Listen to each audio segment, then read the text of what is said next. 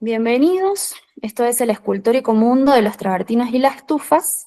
La idea de hoy es ir más o menos como haciendo un ping-pong entre un poquito de geología, un poquito de arte, un poquito de arquitectura, un poquito de historia. Supongo yo tenemos hoy un público muy diverso y yo creo que a todos un poquito les puede llegar a tocar alguna fibra. Hay muchas definiciones de arte, pero creo que lo que tiene en común con la ciencia es esa búsqueda de un goce estético, ya sea en el caso de la ciencia es el goce de comprender y en ese comprender de maravillarnos, y en el caso del arte creo que es un goce un poco más abstracto, pero ambas siempre se han inspirado, tanto ciencia como arte, en la naturaleza. El arte que vamos a ver hoy y sus artistas siempre han estado con un pie tanto en alguna disciplina artística como también con alguna disciplina científica o del oficio de estar cerca de la naturaleza. Vamos a ver algunas escuelas de arte que directamente se basaron muchísimo en la naturaleza, como por ejemplo el romanticismo, el renacimiento, algunas escuelas más modernas. Nos vamos a estar siempre moviendo en una zona eclipsada entre la naturaleza, la geología, la escultura y la arquitectura y las artes. Ahora vamos a ver un poco mejor qué son las tufas, pero ya las van viendo sí en la foto. Yéndome para el lado del arte, paleta de colores. La paleta de colores que pueden ver es bastante minimalista, el cielo azul contrastando con tonos de ocres, cremas y amarillos. Esa tonalidad nos va a acompañar en toda la charla de hoy. Y parece algo menor que yo les haga pensar en los tonos y en los colores, pero creo que hasta en nuestro imaginario hay ciertas escenas de la historia de la humanidad o ciertas escenas del cine, de la pintura, en la que siempre ese tono ha estado presente. Y es un tono que se lo debemos a la naturaleza y es un tono que se lo debemos a los protagonistas de hoy, que son los carbonatos. Acá en el centro de la diapositiva pueden ver de qué está hecha la molécula del carbonato. Es esta molécula que tiene en el centro un átomo de carbono unido a 3 átomos de oxígeno. Eso así, simplecito, eso es el carbonato. Y arriba van a ver que hay una pelotita blanca. Esta bolita blanca, este átomo genérico, va a ser a lo que esta otra molécula se pueda unir y convertirse entonces en una sustancia nueva. Carbonato de sodio, por ejemplo, si este átomo blanco que yo estoy marcando acá genérico fuera de sodio, puedo decir uno muy conocido que vamos a hablar todo el día de hoy, que es el carbonato de calcio. Si en cambio juego con manganeso, el resultado va a ser este rosado, este mineral, que es la rodocrosita, nuestra piedra nacional. Si en cambio juego con cobre, verde, ¿no? Siempre el cobre lo asociamos mucho al color verde, al color azul, aunque también puede tener otros colores. Tenemos la malaquita, que se encuentra mucho en Chile, y una menos conocida que la puse acá también, que es cuando se junta con plomo y forma la cerucita. Eso en general para pasar a lo siguiente, ya que hemos entendido qué son los carbonatos. Bueno, yendo de lo micro a lo macro, átomos conforman moléculas, moléculas conforman minerales y minerales conforman rocas. Las principales rocas carbonáticas: el travertino, que luce así, bien poroso. Esta foto aparte es muy bonita porque es un travertino que está guardado en un museo en Italia, tiene un valor patrimonial. Acá abajo, esta imagen con las manos sosteniendo caliza, es una roca muy común. Si vienen a San Juan, seguramente se bajan del auto y lo primero que van a patear es una caliza, que luce así, un gris opaco.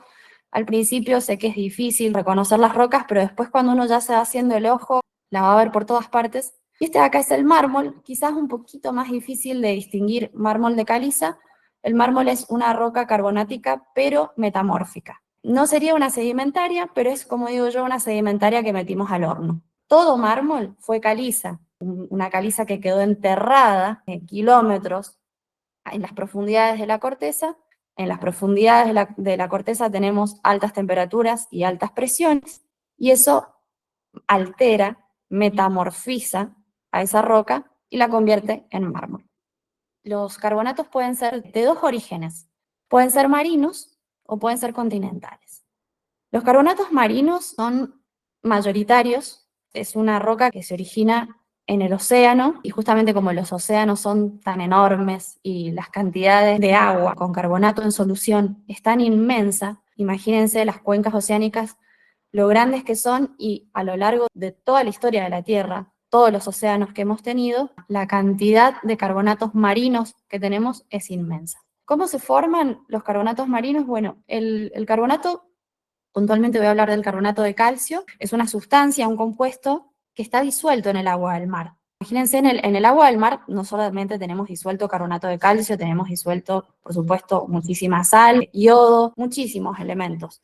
Realmente el océano es el lugar final a donde va a parar todo. Los carbonatos son sustancias solubles, que según las condiciones de temperatura, de presión, según esas condiciones, ese carbonato que está disuelto en el agua va a precipitar, va a caer, ¿sí? Se va a acumular como una costra, primero, como una lámina fina en el fondo marino. Hagamos ese ejercicio de imaginar cómo todo ese material casi que invisible en el agua empieza a precipitar.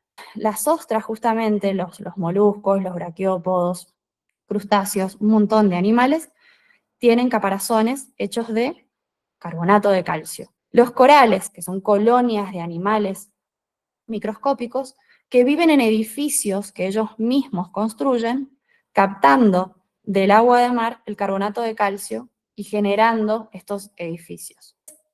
Ya sea por animales que están tomando ese carbonato de calcio en solución o por la precipitación, por variaciones en la química de los océanos, estos dos principales fenómenos van a hacer que se empiece a precipitar este material y se empieza a formar una costra, luego otra, un estrato, una capa, una arriba de la otra, y los espesores que puedo tener. Cuando yo a esto le aplico el factor tiempo, millones de años, es enorme. Acá también hay un gráfico que me muestra que a partir de cierta profundidad el carbonato lo vuelvo a tener en disolución. Esto simplemente para que piensen que en mares muy profundos, a pesar de que yo tenga carbonato de calcio en solución, no voy a tener precipitación del carbonato a semejantes profundidades. Cuestiones de la química no me lo va a permitir. Y eso es un dato que, como dato de color, como una curiosidad linda, ustedes entonces inmediatamente pueden relacionar y decir, entonces en zonas menos profundas de los mares voy a encontrar la posibilidad de que precipite carbonato de calcio.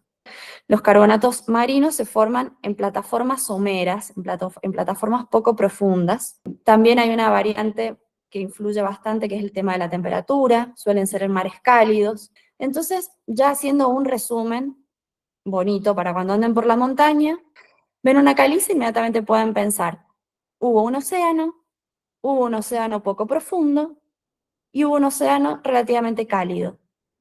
Entonces se nos abre una posibilidad de viajar en el tiempo preciosa, donde yo puedo viajar hacia un mar, hacia un lugar, ahora lo veo como una montaña de caliza, pero en la imaginación me remonto a un mar antiguo, poco profundo, de aguas cálidas.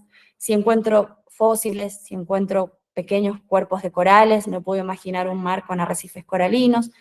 Miren toda la historia que uno puede de pronto encontrar gracias a entender ciertas cuestiones de la geoquímica. Yo vivo en el Valle de Sonda y estas son las montañas que rodean mi hogar. Estas son calizas, se pueden ver los estratos muy, muy verticales, cortadas por la erosión, como torres, como pináculos. De hecho, a esa zona se le llama la catedral. La Sierra Chica de Sonda es un lugar impresionante donde fueron descritos por primera vez en toda la Argentina los fósiles del Cámbrico. El Cámbrico es un momento de la historia de la Tierra en donde justamente el carbonato de calcio en los océanos era tan, tan, tan abundante que se cree que los organismos que hasta ese momento no tenían partes duras, sino que estaban constituidos mayormente por partes blandas, en el Cámbrico los animales, entre ellos las esponjas, los corales, los trilobites, empiezan a captar el carbonato de calcio para generar por primera vez partes duras, exoesqueletos. Y por eso, otro dato bonito histórico es que por esta zona caminó un padre de la geología argentina, que fue Stelzner. Stelzner fue el primero en describir y en nombrar las provincias geológicas: precordillera, cordillera frontal, sierras pampeanas, Puna, Patagonia. Las propuso Stelzner y fue el primero, por supuesto, en describirlas, y fue el primero en describir a la precordillera. Y en esta zona, en la Sierra Chica de Sonda, describe por los primeros fósiles cámbricos en la historia de la geología argentina. Y ahora sí nos vamos a meter por completo a los carbonatos continentales. Los carbonatos continentales también se forman gracias a nuestro elemento principal, que es el agua, no de agua marina, sino aguas continentales. ¿Y cuáles son las aguas continentales? Las aguas de lluvia, le decimos de origen meteórico, aguas que se originan por la nieve, hielos, y que constituyen la red de drenaje, que constituyen los ríos. Los ríos a su vez se infiltran y pasan a constituir las aguas subterráneas, y también aguas que se desprenden del magma. Cuando tenemos zonas volcánicas, del magma se desprenden fluidos, les llamamos fluidos hidrotermales, que tienen una gran componente de agua, pero a la vez están mezclados con un montón de otros elementos. Y esas aguas se movilizan dentro de la corteza, van buscando, como todo agua, como todo fluido, moverse hacia zonas de menor presión, tratan de salir y, por supuesto, como todo fluido, de fluir. Y en este esquema podemos ver algunas zonas acá. Son zonas de fisuras, de fracturas, de fallas geológicas también, en donde estos fluidos encuentran maneras de poder ascender, salen a la superficie, y en esa salida se producen una serie de cambios que hace que finalmente algunas sustancias se terminen depositando, se terminen separando de su agua original. Una costra, una capa, otra capa, y finalmente tengo mis depósitos de rocas sedimentarias con este origen químico, por eso se llaman sedimentarias químicas dentro de las sedimentarias. Y ahora sí, los dos principales tipos de carbonatos continentales, que son ahora sí los travertinos y las tufas.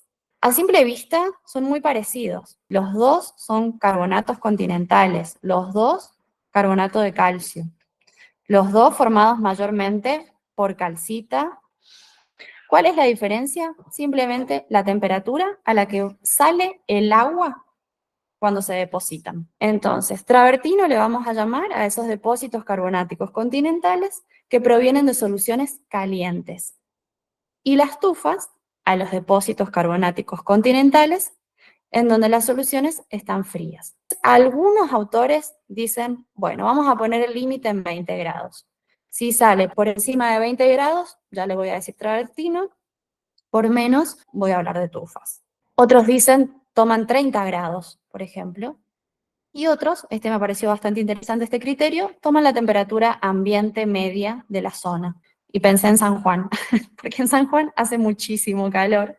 Entonces, claro, hay lugares o que son muy calientes o lugares que son muy fríos. No es lo mismo que la temperatura ambiente media es 40 grados, o donde la temperatura media son 10 grados. Volvamos a algo más popular, algo más conocido por todos, que es el travertino como una roca de aplicación.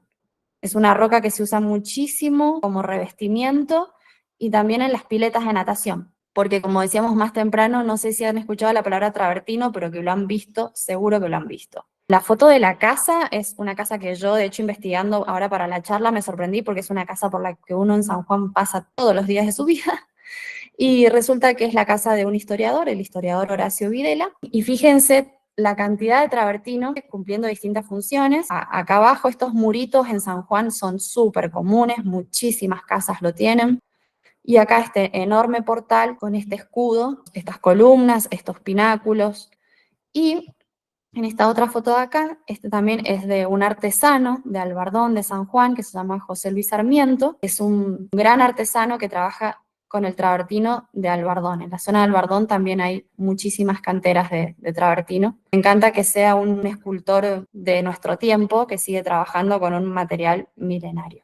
Y ya que estábamos entrando en el mundo de la arquitectura y el arte, me sorprendió un montón. Yo la verdad que fuera de Mies van der Rohe y Le Corbusier, mis conocimientos en arquitectura moderna son muy modestos, pero buscando también, investigando para la charla de hoy, me puse muy contenta de ver que una de las obras maestras de Mies van der Rohe, que es el pabellón alemán, que queda en Barcelona, está hecha con travertino.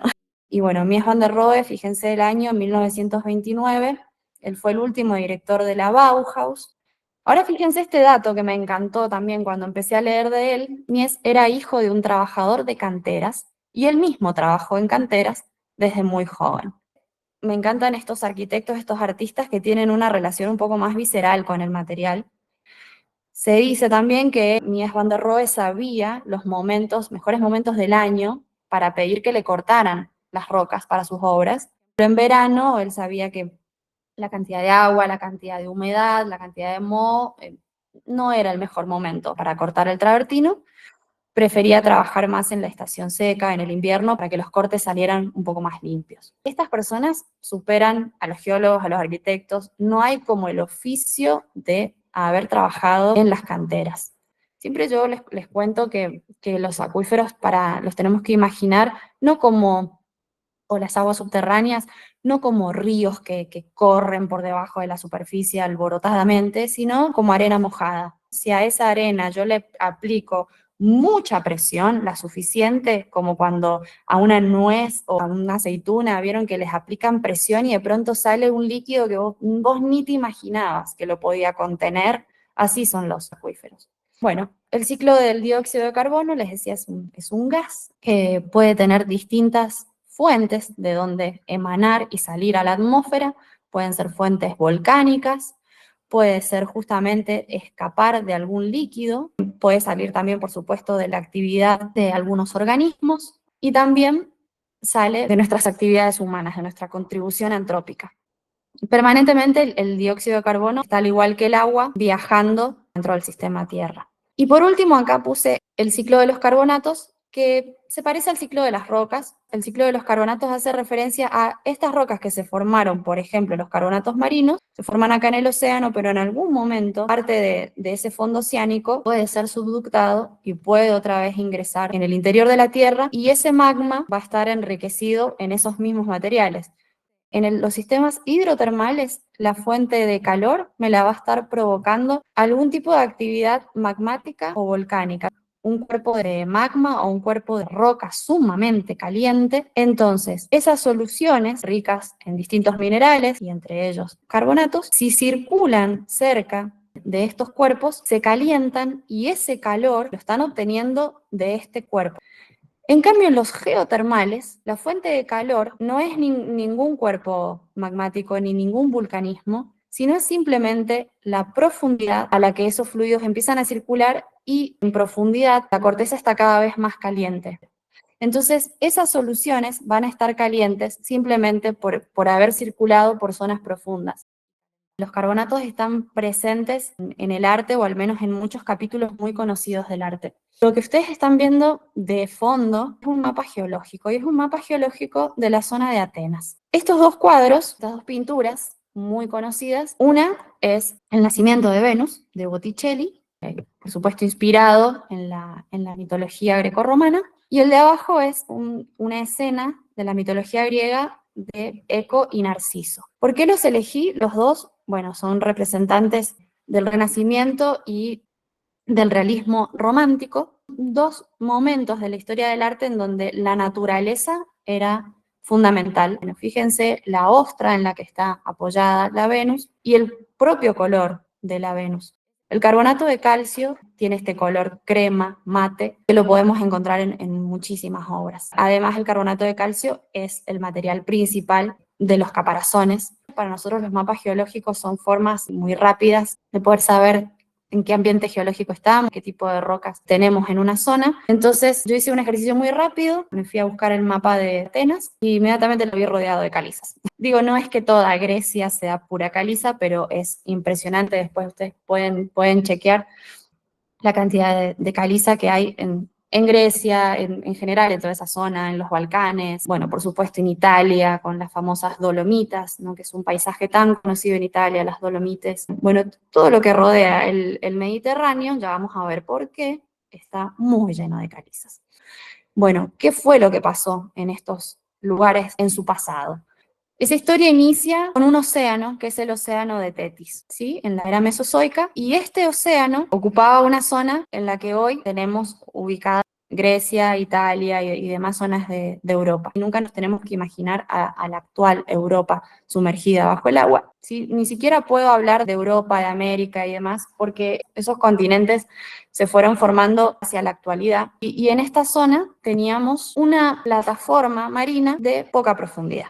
Conforme empiezan a pasar los millones de años, la placa africana empieza a subducir por debajo de la euroasiática y al subducir, al entrar una por debajo de la otra, este océano en el medio, el mar de Tetis, se empieza a cerrar. Como pueden ver hace 20 millones de años acá. Ven cómo ese océano se empieza a cerrar y empezamos a ver ya lo que reconocemos como mar Mediterráneo. Ahí tenemos una gran zona de interacción entre placas con esfuerzos impresionantes que me terminan generando el alza de unas montañas sumamente conocidas por todos, que son los Alpes, ¿sí? Hay varias cadenas montañosas, las cadenas montañosas europeas, que yo se las he marcado acá con estos colores. Bueno, y acá ya me voy incluso hacia los Himalayas, pero fíjense, toda esta zona rosa, ¿sí? Son zonas de bordes de placas en donde se empiezan a producir estas como fábricas de relieve o fábricas de montañas generadas por ese movimiento entre dos placas. Y fíjense acá, estas rocas de color gris son nuevamente calizas, que fueron, bueno, estas cuencas marinas jurásico-cretácicas del mar de Tetis, que luego por subducción y por acercamiento entre estas placas terminan formando enormes montañas. Y por otro lado, acá les puse un paisaje que quise que fuera contrastante, un paisaje en una isla, que es la isla nada más y nada menos que tenemos aquí al sur de Grecia, que es la isla de Creta. De la isla de Creta surge también el nombre Cretácico. Entonces, bueno, el remontarnos a las calizas cretácicas, a los mares del Cretácico, bueno, una linda forma puede ser viajando, al menos ahora por la pantalla, a la isla de Creta. Y saber que esas calizas pueden estar en Europa, ocupando enormes montañas, o también en algunas islas perdidas en el Mediterráneo. Materia prima para el arte clásico europeo, cuando hablemos de materiales carbonáticos, sean calizas, sean mármoles, que van a constituir distintas esculturas, o sea un retrabajamiento por disolución y redepositación de estos carbonatos en distintos ambientes continentales, como los travertinos y las tufas, tenemos de sobra. Bien, entonces, ahora que hemos entendido de dónde viene esta roca, les dije, cada roca cuenta una historia y nos encontramos, por ejemplo, con esta escultura. Es una escultura de arte etrusco en travertino del siglo III a.C. Muchísimas esculturas de la historia universal están hechas en travertino. Me gustó pensar, bueno, pero ¿por qué? ¿Por qué siempre el travertino? ¿Por qué lo elegían tanto para trabajar? La primera característica es que tiene pocos planos de debilidad. Eso es importantísimo porque a la hora de un escultor de querer trabajar y de querer hacer cosas en una sola pieza, es importante que esa roca no esté llena de fracturas y de fisuras, que sea un material homogéneo, cohesivo, en donde se pueda trabajar y que no se esté craquelando y rompiendo, ¿sí? Otra de sus cualidades es que es un material muy resistente, tiene alta porosidad y el hecho de tener alta porosidad lo vuelve muy liviano. Imagínense que era necesario, por supuesto, sacarlo de su lugar original y transportarlo. Entonces el hecho de que fuera resistente, pero a la vez liviano, era buenísimo. Porque muchas veces los materiales pueden ser muy resistentes, pero pueden ser también muy pesados. Tiene una dureza baja a media. Para los que no conocen la escala de Mohs, que es la escala en la que medimos la dureza de las rocas, que va de 1 a 10, bueno, la dureza de la calcita, que es el material, el componente principal de los travertinos y de las tufas, está en 3. Así que de 1 a 10, 3 está bueno. Está bueno para trabajar, digo, está bueno si sos un escultor y si sos un escultor de épocas pasadas. Por ejemplo, la dureza de un clavo es una dureza 5. Otro punto importante es que son muy abundantes. Esto, bueno, no hace falta ya que les diga por qué, porque ya han comprendido todos los ambientes en los que se puede encontrar y las cantidades, ¿no? Yacimientos superficiales. Bueno, Hoy en día la minería, por ejemplo, cada vez es más compleja, cada vez requiere más técnica para extraer ciertos materiales. No es el caso para el travertino, sigue siendo un material muy abundante y sencillo de extraer. Bueno, y las propiedades térmicas y acústicas. Bien, es un material que no se calienta, es un material que permanece a una temperatura agradable. Se ha utilizado muchísimo, no solamente para escultura, sino en arquitectura. Es muy importante que no sea un material que se caliente un montón. Y propiedades acústicas, también muchas veces ha sido elegido en templos. Permite una buena disipación, digamos, de los ruidos y es un buen aislante acústico. Y la última de las razones, pero yo la puse en mayúscula porque no me parece menor, es la inspiración. En el arte, y sobre todo en estos artistas que se basan en la naturaleza, era un plus observar en sí semejante paisaje, el paisaje natural en donde yacen los travertinos. Yo creo que les daba una cuota de inspiración y ustedes me dirán a continuación qué opinan. Esto es la zona de Tivoli. Tivoli en Italia. Tivoli está a 1 hora y media de Roma, está muy cerquita de Roma, hacia el oeste. Acá lo pueden ver en este mapita, acá tenemos a Roma, tenemos el río Tíber, corre en este sentido, el río Tíber pasa por Tivoli, pasa por Roma y desemboca en el mar Tirreno. Tivoli es una ciudad muy antigua, acá puse algunos mapas antiguos en donde se la ve a la ciudad rodeada de estas cascadas escalonadas. Y esta es una foto actual, ¿sí? Donde se ve también una arquitectura más antigua, pero es una foto actual. Acá se ve incluso gente bañándose. Miren lo que son esas cascadas escalonadas. Acá hay también una zona de cascadas naturales intervenida con puentes y fuentes generadas por el ser humano, pero que están aprovechando las caídas naturales. Acá hay unas zonas donde han hecho como unos sifones para que el agua también salga. Es toda una construcción in situ, digamos, en el mismo río han ido aprovechando de una manera magnífica lo que la naturaleza les proveía, y a mi modo de ver, a mí me encantan esas arquitecturas que son no solo respetuosas con el ambiente, creo que van más allá, sino que pasan a jugar incluso como con las mismas reglas que la naturaleza está proponiendo. Bueno, el ser humano dice, también te acompaño, y el resultado lo potenciamos entre ambos, ¿no? Y acá esta fuente, también en la zona de Tivoli, les decía, como con Mies van der Rohe, acá hay un juego, hay travertinos y hay esculturas de mármol. Se adjudica a la ciudad de Tivoli tener el indicador geográfico, digo yo, como robándome un poco ese léxico del mundo del vino. De hecho, la palabra travertino, su etimología viene de tibutirnus, y después se fue desfigurando hasta convertirse en travertino, que significa en latín piedra del Tibur. Así que este fue el primer lugar en donde se mencionó como tal al travertino. De la zona de Tivoli se trajeron todos los travertinos que constituyen el Coliseo romano. El Coliseo romano está hecho también en parte con mármol, pero principalmente está hecho del travertino de Tivoli. De hecho, los romanos habían construido una gran ruta específica de Tivoli a Roma para poder traer esas cantidades impresionantes de travertino para generar el megacoliseo. Bueno, siguiendo por lugares emblemáticos, la Fontana di Trevi. Yo no lo sabía, me emocioné un montón. Es un homenaje a los acuíferos y a los acueductos romanos. Un papa pide que se haga en una zona específica de Roma un homenaje a lo que fueran los acueductos romanos. Y hubo un acueducto romano particular muy importante para la Roma antigua, que fue el Aqua Virgo. Suplía más o menos de 100.000 metros cúbicos por día. La surgente de este acueducto, en donde ellos tomaban el agua para distribuirla en Roma, en ese punto se instala la Fontana di Trevi. Pero lo que más me interesa es esta parte de acá, que si la ven, son travertinos y están teniendo esa forma escalonada, ¿sí? La forma escalonada que les dije que se nos hace tan al ojo.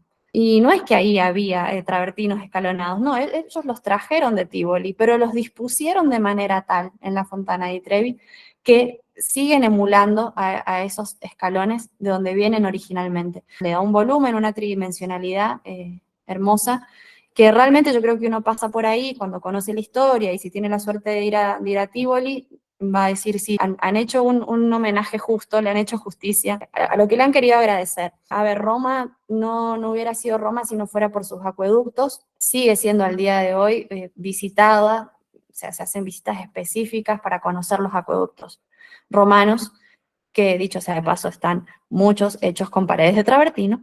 Cuando los romanos sufren la invasión de los godos ¿qué hacen? Les dan en donde más les duele, les destruyen y les bloquean los acueductos y dejan a Roma sin agua.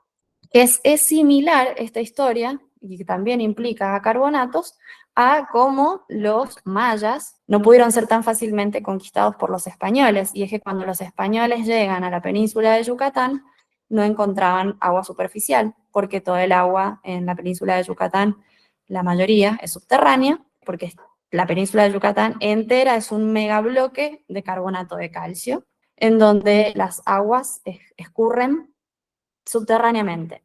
Ahí hay otro factor, que es que esa caliza se disuelve muchísimo por las aguas superficiales, porque estamos en un ambiente selvático. Y en ambientes selváticos la materia orgánica le aporta muchísima acidez al agua, y los carbonatos frente a las aguas ácidas se disuelven.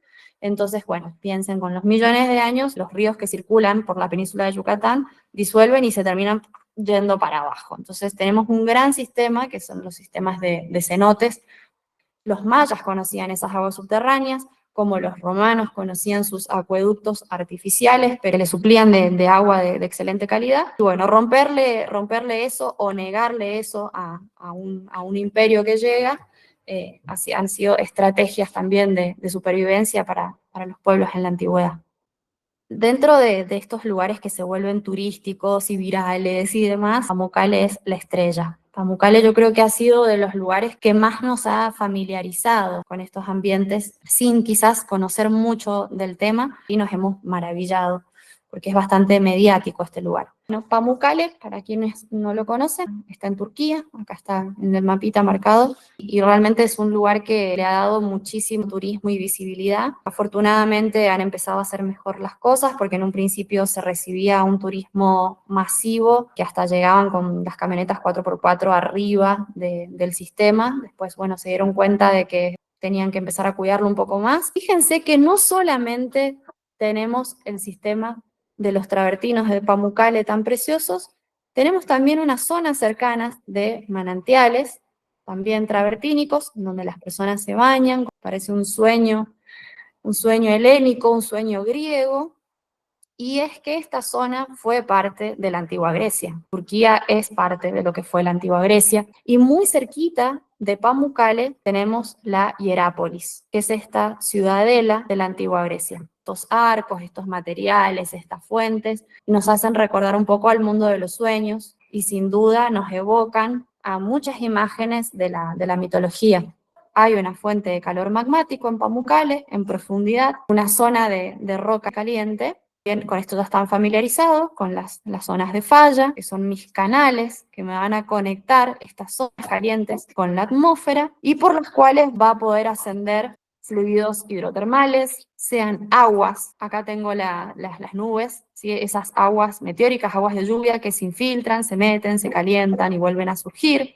Pueden ser también fracciones de aguas que se desprenden de esta zona magmática. También hay desprendimiento de gases, de dióxido de carbono de esta zona, y la circulación de los sólidos, de los elementos que están siempre presentes en solución, ya sea de las rocas de acá de profundidad y de toda la columna de rocas por las cuales esos fluidos van pasando. Las verdes son calizas. Miren la cantidad de caliza de carbonato de calcio antiguas, ¿no? Por las cuales van a circular esas soluciones, van a tomar el carbonato de calcio y lo van a depositar acá encima ya como un carbonato de calcio nuevo, actual, en forma de travertino. Pamukkale es uno de los mejores ejemplos de un ambiente geotermal interactuando con magmatismo activo. Entonces, si ustedes se acuerdan de lo que yo les decía al principio, Pamukkale es un mix. Pamukkale tiene condiciones geotermales con hidrotermales, porque tengo fuente de calor.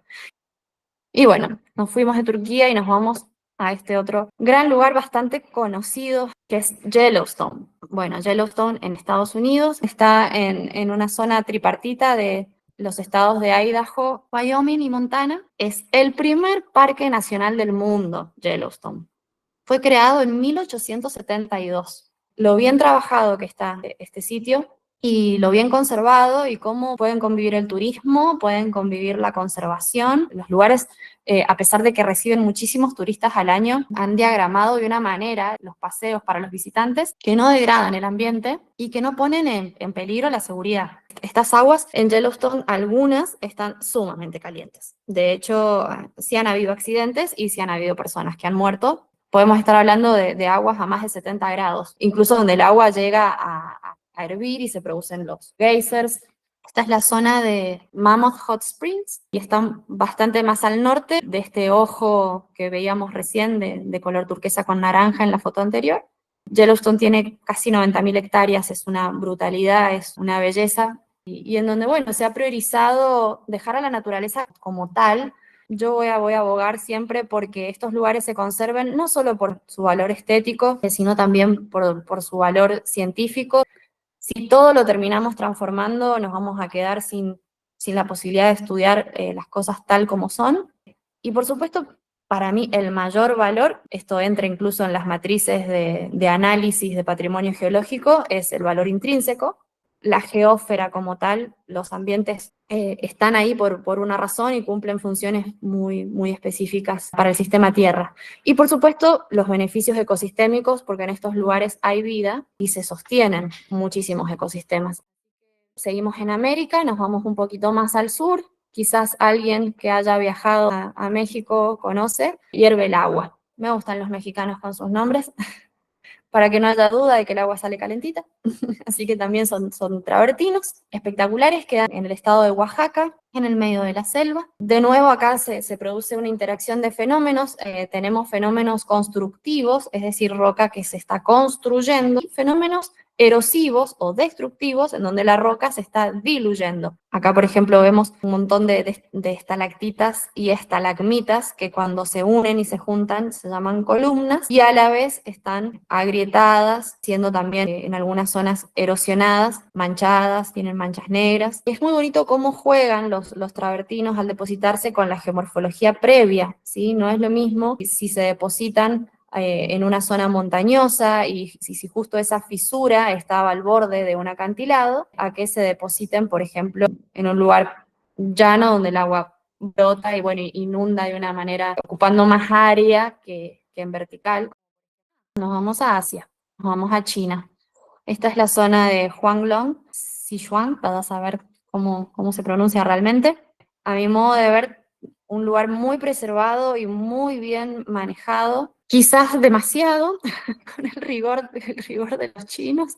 Allá atrás hay una pasarela y hay personas bien de aquel lado, o sea, bien restringidas. Acá tenemos los Himalayas, hacia esta zona ya la configuración de la colisión entre las dos placas evidentemente está cambiando, pero está alineado y acá tenemos el sistema de Huanglong. Bueno, hablando mal y pronto, fallas seguro que tengo. Acá también puse un lugar, quería que hubiera un lugar de Oceanía, de Nueva Zelanda, además del ejemplo que vimos hace un ratito, pero me pareció muy simpático y aparte un ambiente diferente, de playa directamente. En la isla norte de Nueva Zelanda hay muchísimo vulcanismo y es una isla volcánica. Bueno, las aguas subterráneas están en contacto con el vulcanismo, se calientan y en acuíferos muy cercanos a la costa, esas aguas viajan a través de los sustratos sumamente permeables, como son las arenas, y bueno, se generan estas zonas de marismas en donde se mezclan aguas dulces, aguas saladas, pero encima de que son dulces y saladas, son aguas que han estado en contacto con magmatismo y entonces vienen calentitas. La gente lo que hace es, llegan a estos lugares, se escarban un poco, se arman sus piletas y disfrutan de aguas termales junto al mar. Lo conocen este lugar, es el Puente del Inca, tan famoso. Debo decir que no me encanta el edificio, pero bueno, gustos son gustos. Esta zona tiene no solamente carbonatos, también hay componentes de sulfatos, de sulfuros, hay olor a azufre en la zona, componentes de yodo, bueno, de óxidos de hierro. Entonces, no son tan prístinos y blancos, por eso el color amarillo tan típico en la zona de Puente del Inca. Y también hay paquetes microbiales. Estos organismos que están acostumbrados y pueden vivir en esas aguas, también le dan estos colores verdes que vemos acá. Hay una zona arqueológica justamente por eso Puente del Inca, porque han encontrado restos de edificaciones y de paradas de los incas cuando venían. Se cree que también los utilizaban por sus fines medicinales. Las aguas termales también, además de ser inspiración, están asociadas a la medicina desde tiempos remotos. Otro lugar conocido en Argentina es La Poma, en Salta. Está en la zona oeste, del centro hacia el oeste de Salta. Salta también es una zona muy completa, creo que Salta lo tiene todo porque tiene vulcanismo, fluidos hidrotermales, geotermales, salares, y de pronto bajamos hacia el este y tenemos selvas. Bueno, cumplió con mis expectativas de lo que esperaba de Salta. Un sistema también hidrotermal precioso, con unas estalactitas y zonas de cuevas, para los que les gusta la espeleología y meterse adentro y verlo desde adentro. Bueno, hay también unas excursiones muy lindas. Y bueno, ya para ir terminando, vamos a mi tierra, a San Juan. Les voy a contar un poco sobre este lugar que se llama La Sal, y bueno, yo lo quiero mucho porque es el lugar en donde yo conocí y me enamoré de los travertinos y de las tufas. Acá estamos en una caminata, hacemos algunas salidas a este lugar. Bueno, recibe el nombre de La Sal porque hay sal como tal, como cloruro de sodio. Esto es una estalactita de cloruro de sodio, una estalactita de sal. Me gusta esta foto porque muestra el momento preciso en el que va cayendo una gotita, y esa gotita, si uno tuviera la posibilidad de hacer un timelapse o como de bajar los cuadros por segundo, podría ver el momento exacto en el que se forma un pequeño anillito de cloruro de sodio. Lo que a mí me encanta también de estos depósitos es que los tiempos son muy humanos. Te permite ver el nacimiento de rocas en pocos días, y eso es algo raro porque en general estamos acostumbrados a tiempos muy, muy grandes. Esto mismo es una estalactita, pero le he agarrado y la estoy mostrando en una sección transversal, queda el tubito para poder ver a través de ella. Y esta foto la puse para que vean que se accede cruzando en bote. Esto es el dique Punta Negra. Antes acá circulaba libremente el río San Juan, hasta que, bueno, lo indicaron y ahora ya no vemos el río. Entonces tenemos el cerro La Sal, la cascada petrificada de La Sal, como le conocen, y acá enfrente la Sierra de Punta Negra. Muy brevemente decirles que la roca de la Sierra de Punta Negra, que es una roca sedimentaria de origen marino, son arenas de fondo de mar con cierta composición, y la composición de la roca ígnea del cuerpo principal del cerro, esas dos composiciones son las que ahora estamos empezando a investigar con el grupo del CICTERRA, para también empezar a ver qué elementos puede estar aportando a las soluciones que circulan subterráneamente, y que en definitiva me van a poder responder de dónde viene el cloruro de sodio, de dónde viene la sal, de dónde viene el carbonato de calcio. Vemos nuevamente los escalones típicos que yo les decía. En esos escalones a veces podemos llegar a ver lo que se conocen como pools o piletones, que también los hemos estado viendo por ejemplo, en Pamukkale y en los otros sistemas, y por justamente el hecho de que esto esté en una montaña, como veíamos en Hierve el Agua, con mucha pendiente, se me genera también marcada geoforma de cascada. Esas son formas macro. Ahora podemos ver también en la sal formas medianas o mesoformas, por ejemplo las estalactitas y las estalagmitas. Las estalactitas son las que crecen de arriba hacia abajo y las estalagmitas de abajo hacia arriba, y cuando se juntan son columnas. A mí lo que me fascina de la sal es la variedad de estalactitas y estalagmitas que hay. Fíjense qué distintas son estas de acá, como más ordenadas, más quizás comunes, y fíjense qué complejas son estas de acá, en donde prácticamente veo unión de tres generando una. A mí me daba la sensación o me recordaba como, no sé, a Branquias o a estos personajes de las películas como Depredador. Y hay mucho por investigar, porque detrás de todo esto hay un porqué, y nada es casual. Estas pelotitas que yo tengo acá en mi mano, muy tiernas, la primera vez que las vi casi muero, se llaman pisoides. Sí, son como perlitas de carbonato de calcio, que se forman a partir de un primer granito esférico a partir del cual se empieza a depositar más carbonato de calcio alrededor y empiezan a tener esa forma esférica, que no es del todo esférica y perfecta en un principio. De hecho, acá les pongo unas que no se ven tan esféricas, de hecho tienen como puntas así que le salen. Y bueno, eso es porque en un principio se forman así, como más puntuditas, no tan homogéneas, y después, si están en una zona de alta energía o digamos en una zona en donde los fluidos están en movimiento, se van rodando, se van puliendo y se van redondeando. Bueno, y ya para ir concluyendo, no quería dejar de lado el tema del patrimonio geológico. Los geólogos se unían y decían, bueno, vamos a empezar a definir y a declarar ciertas zonas patrimoniales. Es decir, que desde el vamos sean destinadas para la ciencia, la educación, la cultura y el valor intrínseco del lugar tal como es. Entonces se empiezan a generar mapeos, se empiezan a inventariar estos lugares, se los empieza a definir y finalmente son declaradas áreas geopatrimoniales, si es desde el punto de vista geológico, el patrimonio geológico, geopatrimonio o en inglés geoheritage. Es realmente una rama a la que se dedican muchísimos geólogos, es una rama laboral, yo por ahí insisto en esto porque como todavía en Argentina no lo estamos trabajando tanto como deberíamos, pareciera como que no fuera una fuente laboral realmente para los geólogos y yo creo que sí lo es. Lo que está faltando es que realmente empecemos a generar estos campos de trabajo y como digo, que sean serios desde el principio sin esperar a que haya algún problema, que eso es un poco lo que suele pasar. Una vez que el lugar esté impactado y surge desde la sociedad civil el pedido de tenerlo en cuenta, generalmente recién ahí se hacen las evaluaciones de impacto ambiental, recién ahí se resuelve y se ve qué se va a hacer, a qué se va a destinar.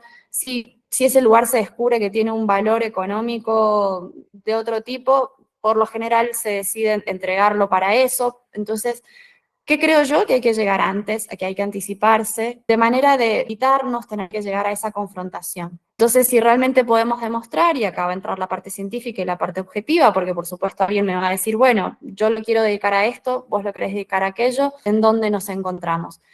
Bueno, hay análisis que se hacen de estudios con matrices y demás, en donde se ponderan esos distintos valores que se le puede dar a un mismo lugar. Y bueno, si uno puede, por ejemplo, obtener ese mismo material, ya sea, por ejemplo, para roca de aplicación, en otro lugar en donde a lo mejor el sitio no reúne todas las otras características estéticas o de condiciones sumamente únicas, como por ejemplo estas estalactitas triples que yo les mostraba recién. Si yo me puedo correr un par de kilómetros, igual puedo sacar travertino, quizás de otra zona, ¿por qué lo voy a ir a sacar justo donde están las estalactitas triples únicas que no las veo en ningún otro lugar? Todo eso que yo pongo en palabras se pone en matrices numéricas, se estudia, se mapea. Vamos a hacer mucho mejor las cosas si vamos en paralelo, así como hay prospección petrolera y prospección minera, hay prospección de geopatrimonio. En España trabajan en esto el área de investigación en patrimonio geológico y minero del IGME, el Instituto Geológico Minero Español. Tienen un área de investigación de patrimonio geológico espectacular, después si quieren la pueden visitar. Tienen una comisión de patrimonio geológico, tienen una sociedad española para la defensa del patrimonio geológico, tienen a nivel europeo la Asociación Europea para la Conservación del Patrimonio Geológico. En Argentina no es que tampoco no tengamos nada, simplemente necesitamos, creo yo, más geólogos apasionados por el tema y que empecemos a trabajar un poco más. Tenemos dentro del CEGEMAR un área de patrimonio geológico y las leyes, bueno, como país federal que somos, son leyes provinciales. Dentro de la ley de patrimonio natural y cultural de cada provincia puede o no estar incluido. Hay un trabajo de Walter Medina muy interesante en donde él hace un mapeo de toda la Argentina y ve qué provincias lo tienen mejor definido o directamente no lo tienen y demás.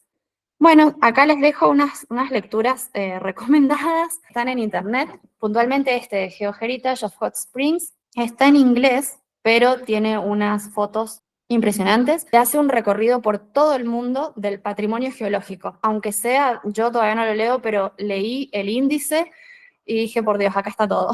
Y este otro, que se llama The Art of Yellowstone Science, o El arte en la ciencia de Yellowstone, me dio mucha ternura, tiene unas fotos espectaculares que ahora vamos a ver, pero es un libro coescrito entre el profesor en ciencias geológicas, el geólogo Bruce Foote, él lo escribe, y le pide por favor a un fotógrafo muy bueno, Tom Murphy, que por favor haga las fotografías. Estas son algunas de las fotos del libro, puntualmente en la zona de Mammoth Hot Springs. Esta foto a mí, por ejemplo, me gustó muchísimo. Me parece que la composición, la paleta de colores, todo lo que podíamos ver desde el lado artístico, ya no solamente desde el lado geológico, me imagino ese fotógrafo debe haber disfrutado mucho pudiendo hacer ese libro. Y bueno, muchas gracias. Acá los dejo con una última foto, el continente que me estaba faltando, no me quería olvidar de África. Esto es Danaki en Etiopía, los Dalol Hot Springs, un lugar también con organismos extremófilos, con azufre y muchísimo carbonato, de tanto activo nuevo como viejo o fósil, y ahí se ven los escalones para que no haya dudas, aunque se hayan formado hace muchos años, vemos a esa persona descendiendo los escalones. Así que eso fue todo.